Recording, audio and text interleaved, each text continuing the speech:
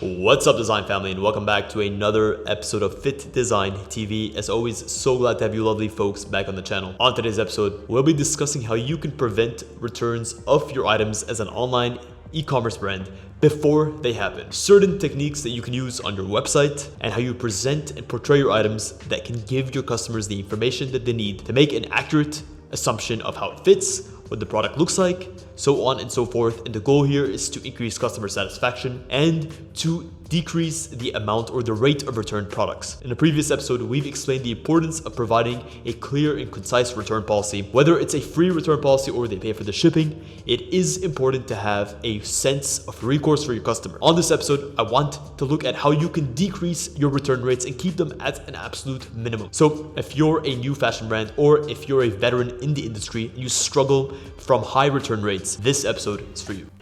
Welcome to Fittdesign TV. Are you interested in sports fashion, design, and manufacturing?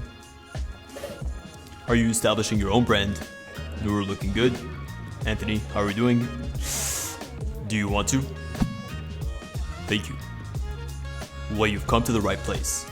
Lights, camera, action. So, how does one prevent returns before they happen? It all comes down to one thing: clear and accurate representation of your products via your sales channels. As an online fashion brand, you don't have the opportunity to interact with the customer, to answer their questions in a way that gives them a physical understanding of the product, of the color of the product, of the material of the product, of the quality of the product. You're relying on how your website is doing all of that work for you in order to give your customers a clear understanding. The first part to any clear and low return policy is going to be portray your products clearly. Use accurate product names, accurate product descriptions.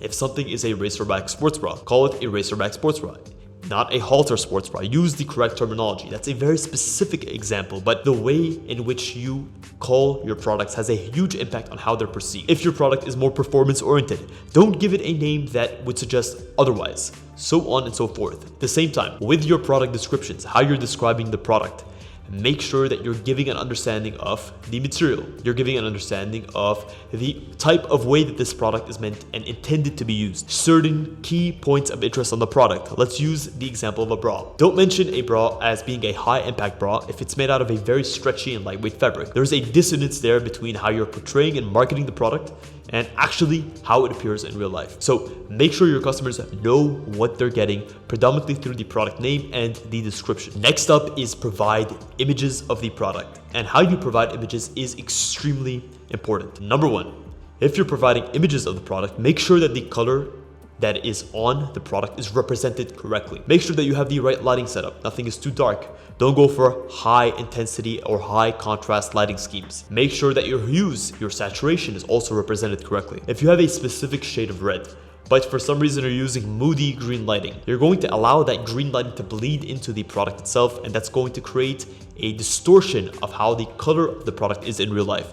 So your customer may assume they're getting one color, but when they receive the product, they're getting another color. Make sure you're providing images of your products in consistent lighting in multiple angles: front, side, back. A bonus is to provide macro shots of the product of specific key details that you want to show. Essentially, macro shots are going to be shot on a 100+ mm lens, and you can get really close into the weeds of the product and showcase the details such as the stitching, the finishing, logos that you want. Perhaps they're not actually quite represented on a far away product shot correctly. A good example of this might be a 3D silicone logo. Providing a close-up product shot gives you not only the opportunity to clearly communicate what the actual detail is, but also showcase the value the customer is getting. Another great example is potentially to give your product a shot on multiple body types. A good example of this is when you have unisex clothing. Usually unisex clothing is shot on both a man and a woman model to showcase how the same product is able to fit on different body types.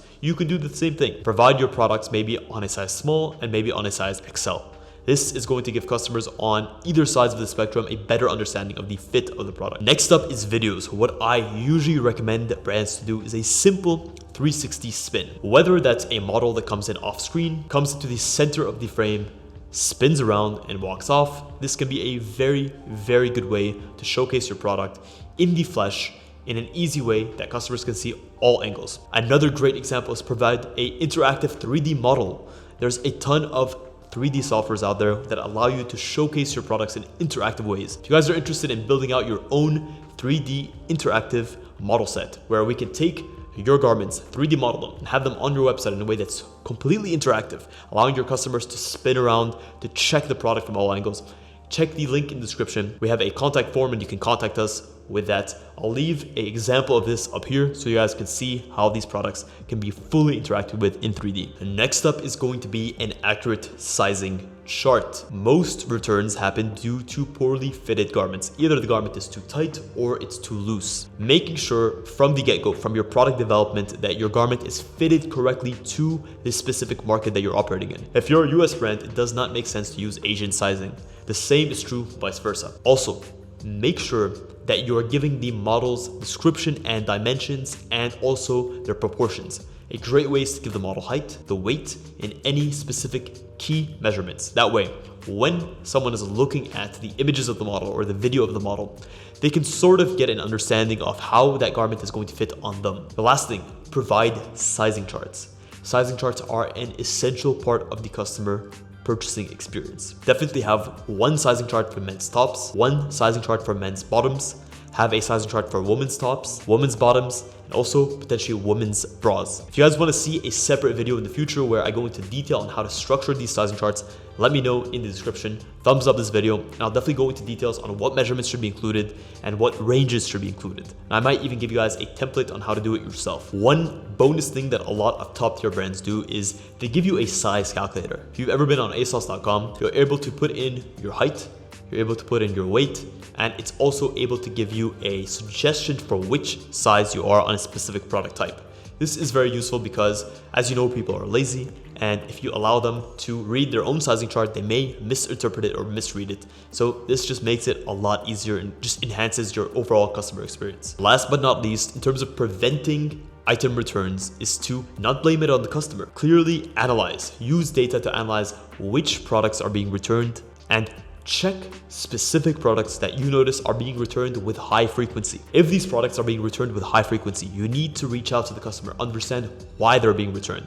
Is it a sizing issue? Is it a quality issue? Is it a representation issue? Analyzing the data on which items are being returned and how frequently they're being returned gives you the tools that you need to prevent similar returns in the future, which is going to save you a lot of time, a lot of effort, a lot of money, and is going to keep your customers happy. Because the last thing a customer wants to do is actually return a product. They've gone ahead, they've made the purchase, they've given you their trust. Unless they have malicious intent, most likely they intended on keeping this product. So they want to be happy with their purchase. Give them the opportunity to minimize any potential issues or any potential reason to actually return the product. Let me know which of these points you guys agree with the most. If you guys enjoyed this episode, if you found it helpful, please consider smashing a massive thumbs up. It really does help us out. And if you're considering how to upgrade or structure your own return policy, check the link in the description. I offer one-on-one private consultation calls every single week with limited slots, and I'd love to better understand what your unique challenges are as a startup business or as an established fashion brand, and I can see how to help you optimize to save you money,